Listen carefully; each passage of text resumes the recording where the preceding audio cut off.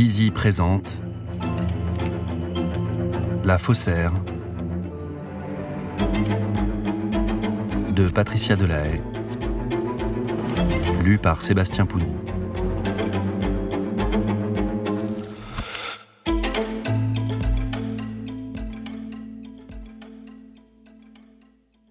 Avertissement.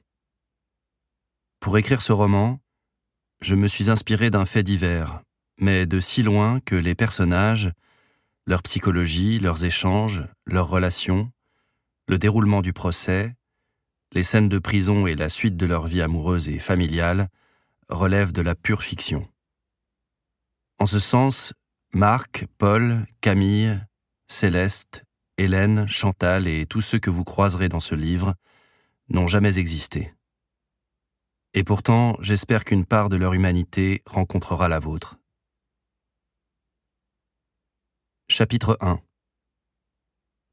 Certains disent que la Beauce est le pays de l'ennui.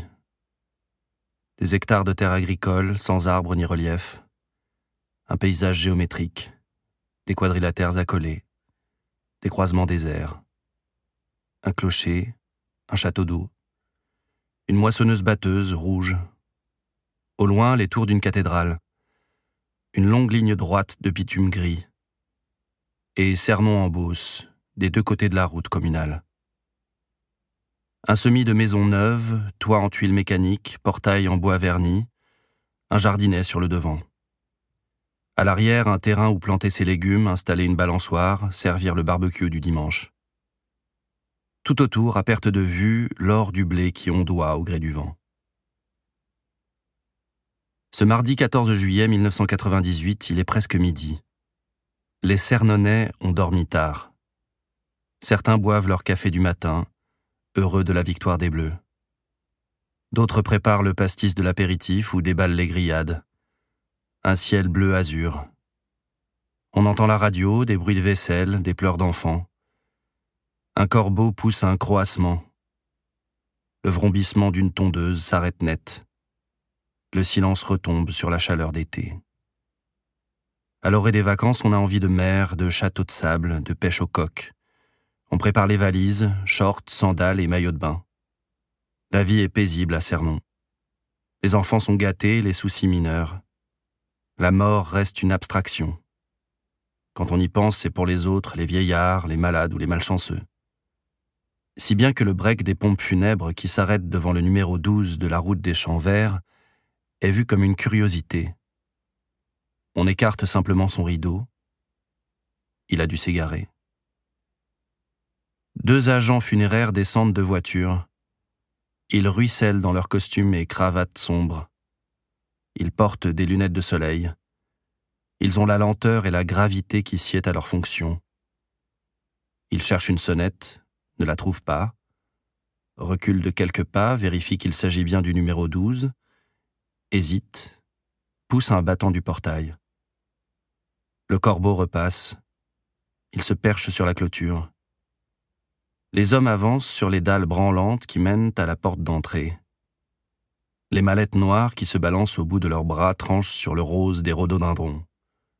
Ils sonnent et patientent, respectueusement.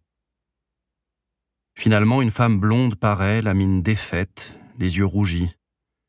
Elle hoche la tête et s'efface pour les laisser entrer. Elle désigne un endroit à l'étage. Quelques minutes plus tard, un agent ressort de la maison, parcourt le chemin en sens inverse, monte à l'arrière de la fourgonnette. Il en extrait un brancard à petites roues escamotables qu'il manœuvre comme une brouette. De nouveau le portail, les rhododendrons et la porte d'entrée qui se referment doucement. Les curieux sont sortis en bermuda et robe légère, un torchon à la main, un tournevis dans la poche.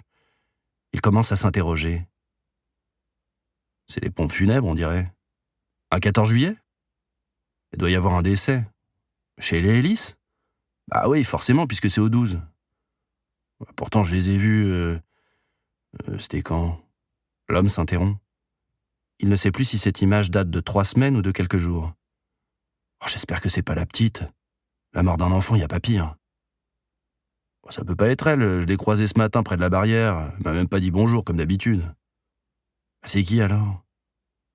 Pas madame, elle vient d'ouvrir la porte. Aviateur ? Vous rigolez, c'est un copain de chasse, on l'appelle Mermoz, comme le pilote. Fort comme un Turc, même pas 40 ans. Et qui prenait soin de sa petite personne. Ils sont venus boire l'apéritif plusieurs fois, c'était toujours un verre, pas plus. Vous avez remarqué? Quoi donc? On parle de lui au passé. Il serait mort comment? Un accident d'avion? Enfin, on l'aurait su. Une maladie? Fulgurante alors, pas plus tard que... il y a pas longtemps en tout cas, il déposait sa fille au sport. Il m'a fait un petit signe, il paraissait normal. Et si c'était un suicide? Un suicide?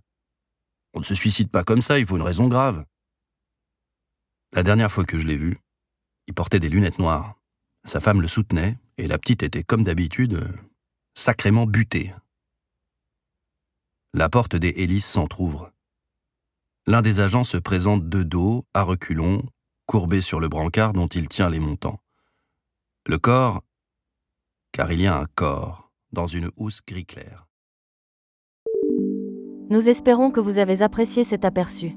Pour continuer à écouter ce livre audio sur Google Play Livres, utilisez le lien dans la description de la vidéo.